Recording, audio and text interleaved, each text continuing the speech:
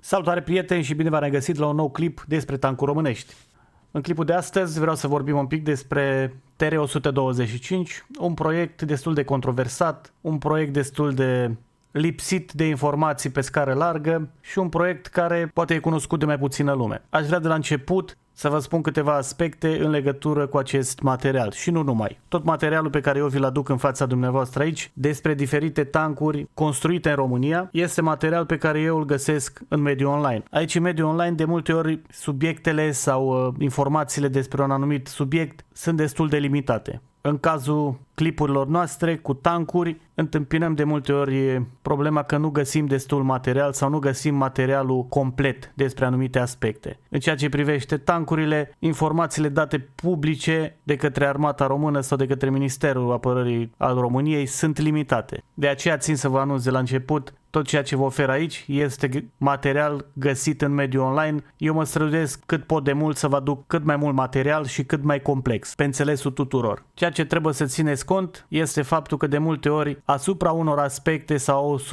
asupra unor știri, de multe ori sunt atașate lucruri în plus sau în minus. Că despre cunoștințele tancurilor am observat și pe câteva site-uri, cum ar fi și Wikipedia chiar, de multe ori conținutul poate să varieze de la o săptămână la alta sau de la un an la celălalt. Semn că nu sunt atât de actualizate informațiile. Aici, repet, nu știu dacă informațiile sunt date publice de către MAPN sau de către Ministerul Apărării. Astăzi, deci, vom vorbi despre TR-125, un alt proiect românesc, un alt proiect care a fost început în România și la fel construit pe baza unui alt tank importat. Proiectul în cauză poartă și numele de P-125 și este cunoscut de masele largi ca și proiectul MBT-ul românesc sau TR-125. Tancul românesc cu tun de 125 de mm.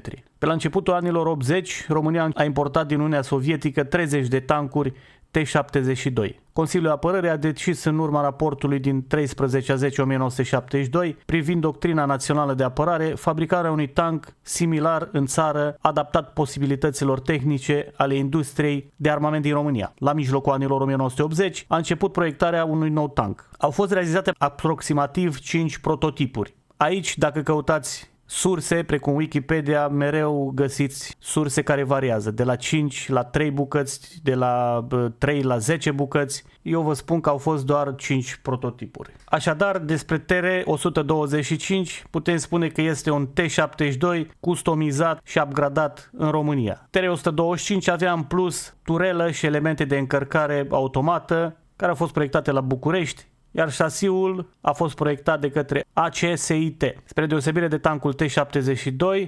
TR-125 avea 7 galeți la fiecare șenilă, șasiul fiind astfel extins cu 1 metru ca să facă loc motorului de 900 de cai 8V SA3, practic un upgrade al variantei montate pe TR-85-800.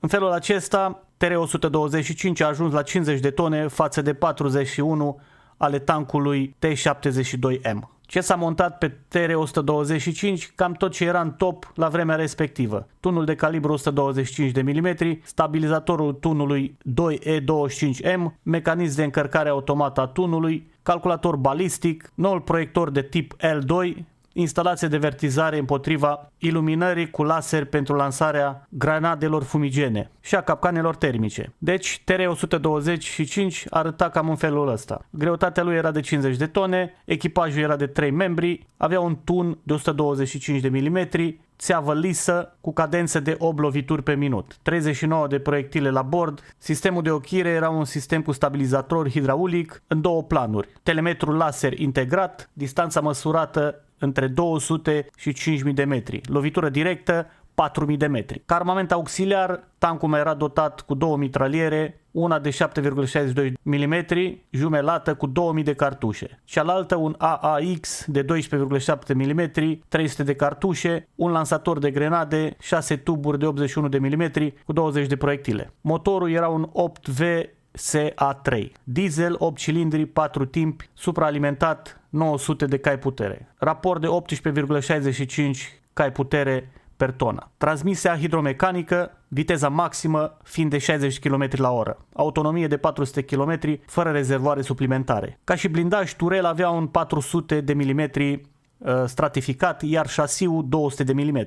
Proiectul s-a desfășurat între anii 1987-1991